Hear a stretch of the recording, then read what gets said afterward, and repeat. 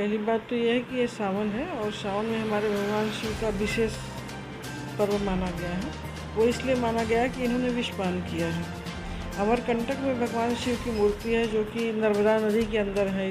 गले को शांत करने के लिए वहाँ बैठे हुए हैं और नर्मदा जी उनका स्वागत कर रही हैं।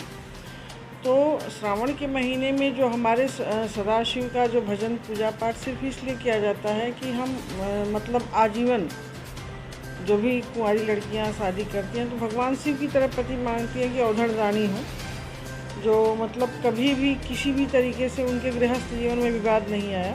और जो विवाद आया वो वाजिब विवाद था, क्योंकि यहाँ पर भगवती आदिशक्ति महामाया दक्ष कन्या जो सती थी उन्हें अहंकार हो गया था, इसलिए उन्होंने दक्ष कन्या सती का त्याग किया था और वही सती बाद में गिरजा बन करके आई हैं। तो हमारे यहाँ है कि बरो शंभु न तरहूँ कुंवारी। गिरजा कहती हैं कि या तो शंभु का वर्ण करेंगे या तो आजीवन कुंवारी रहेंगे। उसी समय से हमारे यहाँ कुंवारी का ये प्रथा आ गया है।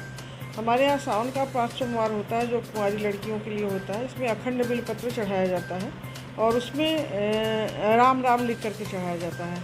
राम लिखने का ये मतलब है कि भगवान शिव राम के परम भक्त हैं और उन्होंने कहा है कि माता रामो मत पिता रामचंद्र, स्वामी रामो मत सखा रामचंद्र।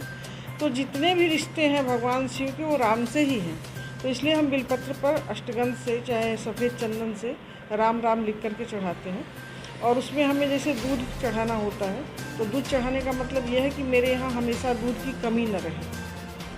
शहद चढ़ाने का मतलब ये होता है कि मेरे परिवार में मिठास रहे। दही चढ़ाने का मतलब ये होता है कि संसार में एकता बनी रहे। जैसे दही जोड़ता है उस तरह से हम एक रहें अपने परिवार के साथ। और घी चढ़ाने का मतलब ये होता है कि जैसे हम पूरे परिवार का एक सार मालिक होता है, उसी तरह से दूध का पूरा मालिक एक घी है। बिना दूध का घी नहीं निकलता है, उसके कई उद्यम किए जाते हैं तब घी निकलता है, इसलिए वहाँ घी भी चढ़ाना होता है। और शक्कर चढ़ाने का मतलब ये है कि हमारी ज़िंदगी में जिस तरह से गन्ने में मिठास है, एक वृक्ष में मिठास है, उस तरह से हमारी ज़िंदगी में एक मिठास रहे, एक प्यार रहे, एक ममता रहे। तो हमारे यहाँ दूध, दही, घी, शक्कर, शहद ये भगवान शिव को चढ़ाया जाता है और हमारी दुर्गा जी को भी चढ़ाया जाता है। मतलब शिवा को कहा गया है कि सदा शिवानाम परिभूषणाय, सदा शिवानाम परिभूषणाय, शिवानिताय च निशिवानिताय, नमः शिवाय च नमः शिवाय। बिना शिव के शिवा अधूरा हैं।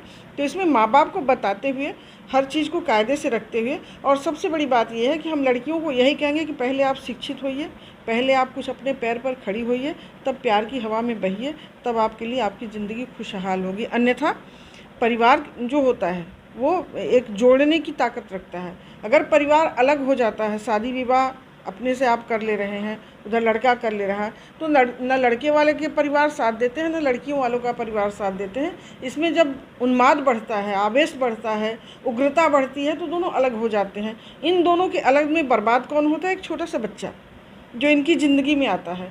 तो हम इसलिए कहेंगे कि हर परिवार को जोड़ करके ये सब चीज़ें ली जाए और प्यार की भावनाओं में बहने से पहले अपने अर्थ की व्यवस्था कर लें और अपने बच्चे की ज़िंदगी की व्यवस्था कर लें, तब आगे बढ़ें तो अच्छा लगेगा। हमारा यही संदेश है। अर्थात हमारे यहाँ शिवलिंग जो अर्घा है वो आदिशक्ति भगवती दुर्गा का प्रतीक है।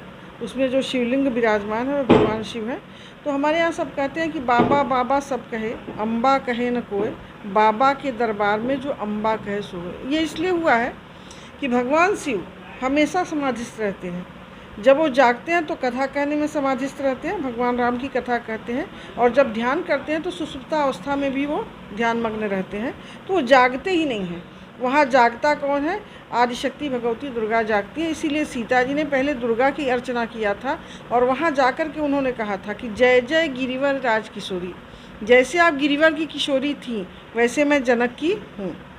मैं भी महेश, जैसे आप महेश की चकोरी बन गए वैसे मैं राम की बनना चाहती हूँ। अड़ंगा क्या है? धनुष। धनुष क्या है? शिव जी का है। और शिव जी कहाँ है? समाधि में है। आप चाहेंगी तो जगा देंगे। यहाँ कहती हैं जय जय गिरिवर राज किशोरी, जय महेश मुख चंद्र चकोरी।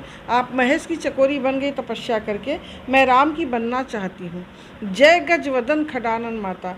जैसे आप 2 पुत्रों की माँ हैं वैसे भी हमें 2 पुत्र चाहिए, लौ और कुश। जगत जननी दामिनी गाथा। जैसे आपकी सती गाथा गाई जाती है वैसे मेरी सीता गाथा गाई जाए और हमें कुछ भी नहीं चाहिए। तो हमारे आदिकाल से शिव और शिवा की पूजा कुंवारी लड़कियां या सुहागिन औरतें सब करती आ रही हैं। और इसमें श्रावण के सोमवार में जहाँ तक हम मानते हैं कि जब हमारा 5 सोमवार पूरा हो जाए तो किसी सुहागन ब्राह्मणी और ब्राह्मण को बुला करके घर में उनका पैर रंग करके उन्हें बिंदी सिंदूर चुंदरी सब दान करके उन्हें मीठा भोजन करा के विदा करना चाहिए। ये हमारे यहाँ का मतलब एक प्रथा है, एक हमारे यहाँ का कथा का जो एक सार है वो यही है। जगत माता आप हैं, कुंवारी कन्याओं के लिए इस सावन के पावन पर्व पे क्या संदेश देना चाहते हैं? हमारा यही संदेश है कि वो माँ बाप के बातों को माने। और ये जो प्यार वाला संबंध है उसमें हम जहाँ तक समझते हैं कि अभी बहुत सी घटनाएं ऐसा सुनने में आ रहा है कि लड़के मार दिए जा रहे हैं, लड़कियां मार दी जा रही हैं। तो बिना सोचे समझे लड़कियों को कदम नहीं उठाना चाहिए। और माँ बाप को भी चाहिए कि अगर लड़का शिक्षित है, पढ़ा लिखा है और परिवार उसका मतलब तैयार हो रहा है तो शादी कर देनी चाहिए, चाहे वो अपने जाति में हो चाहे अलग जाति में हो, लेकिन हो हिंदू ही। इसमें सबसे बड़ी बात हमारे यहाँ है कि यह आदिकाल से चला आ रहा है स्वयंवर। स्वयंवर में क्या था कि राजा महाराजा बड़े बड़े राजाओं को बुलाते थे और वहाँ जातियाँ नहीं ली जाती थी किस जाति को लड़की वर्ण करेगी, जिसको वो समझ में आता था वर्ण करती थी। लेकिन आज क्या है, भावनाओं में बह करके लड़कियाँ गलत कदम उठा ले रही हैं, माँ बाप से छुपा रही हैं। बाद में जब पोल खुल रहा है तो माँ बाप अपनी इज्जत को लेकर के एकदम मरने मारने को तैयार हो जा रहे हैं। तो इसमें माँ